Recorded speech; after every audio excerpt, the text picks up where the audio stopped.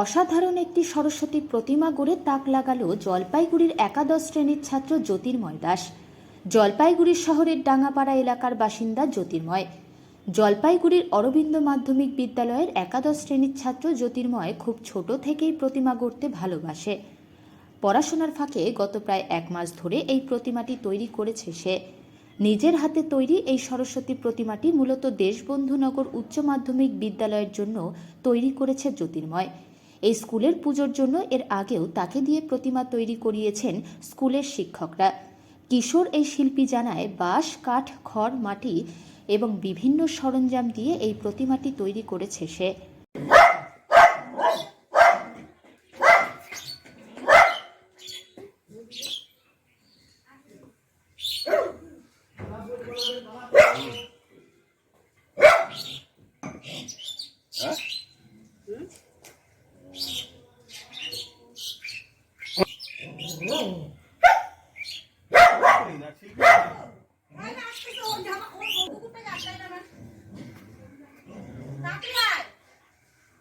সরস্বতী মূর্তি বানিয়েছি।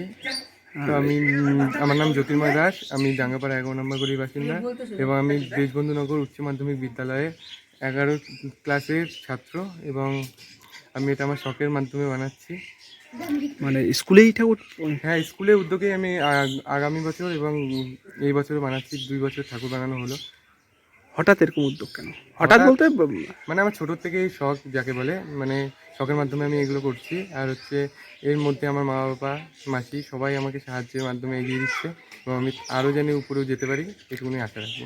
অন্য সময় তুমি ঠাকুর বানিয়ে? অন্য সময় মানে আমি সব ধরনের প্রতিমা বানাই এবং অন্যখান থেকে কাজের অর্ডার আছে এবং আমি ওখানে যাই কাজ করি এবং আরও শেখার উদ্যোগ নিচ্ছি, জানি আমি ভবিষ্যতে আরও এগোতে পারি। কেন ভাবনা যে মাটির প্রতিমা বা এই পড়াশোনার মধ্যে দিয়ে মাটির প্রতিমা কেন ভাবনাটা? পড়াশোনার মাধ্যমে ফাঁকে ফাঁকে আমি বানাচ্ছি, যেহেতু আমার শখ, এটা বলা চলে।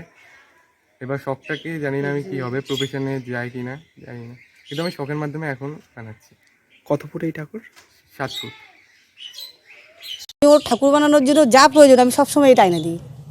আমার খুব ভালো লাগে। আর ও ছোটোর থেকেই করে। এবার পুজোতে অনেক ঠাকুর বানাচ্ছে, দুর্গা পূজা, কালী পুজো, প্রায় রাত্রি 1টা-1:30টার সময় আসে ঠাকুর বানানোর পরে। হ্যাঁ হ্যাঁ, আমার তো খুব ভালো লাগছে। ওর মাস্টারমশাইটা ছোটোর থেকে ওর হাতের কাজ খুব ভালোবাসে, যার জন্যই ওকে এই প্রতিমাটা তৈরি করার দায়িত্ব দিয়েছে। তা নাহলে তো দিত না। আমার নাম রুনু মহন্ত। আমার ভাগনা, আমি ওর মাসি।